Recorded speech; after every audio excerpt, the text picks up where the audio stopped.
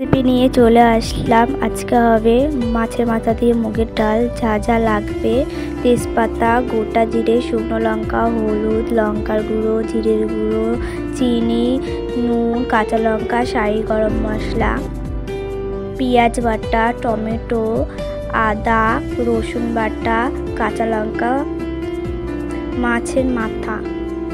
কড়াইতে তেলটা দিয়ে দিতে হবে। তেলটা ভালো করে গরম হয়ে গেলে ডালগুলো দিয়ে দিতে হবে। ডালগুলো ভাজতে হবে।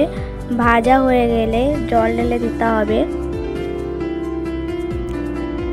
কাঁচা লঙ্কা, স্বাদ মতো নুন দিতে হবে।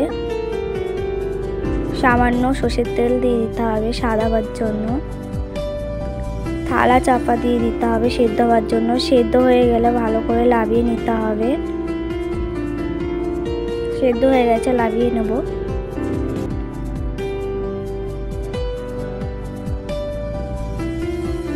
মাছগুলোতে এবার নুন হলুদ দিয়ে ভালো করে মাখিয়ে নিতে হবে।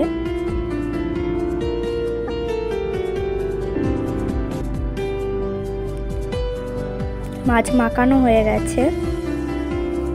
কড়াইতে সর্ষের তেল দিতে হবে। তেলটা ভালো করে গরম হয়ে যাওয়ার পরে মাছগুলো ছেড়ে দিতে হবে তেলেতে।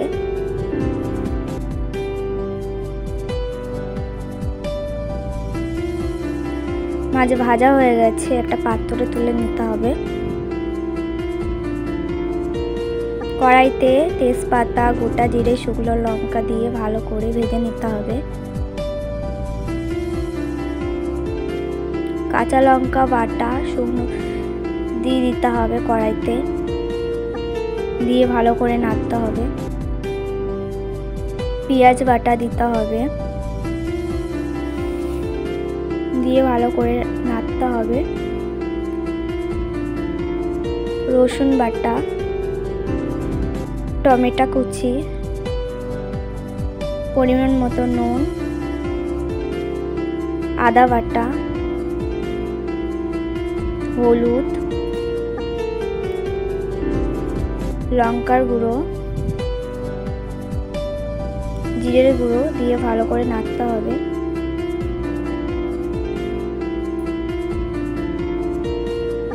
কষানোর জন্য সামান্য পরিমাণ মতন জল দিয়ে ভালো করে কষাতে হবে। মাছের মাথাগুলো আগে থাকতে ভেজে রাখা সেইগুলো দিয়ে ভালো করে কষতে হবে। কষা হয়ে গেলে ডালগুলো ঢেলে দিতে হবে। ডাল ঢালা হয়ে গেছে, ভালো করে নাড়তে হবে।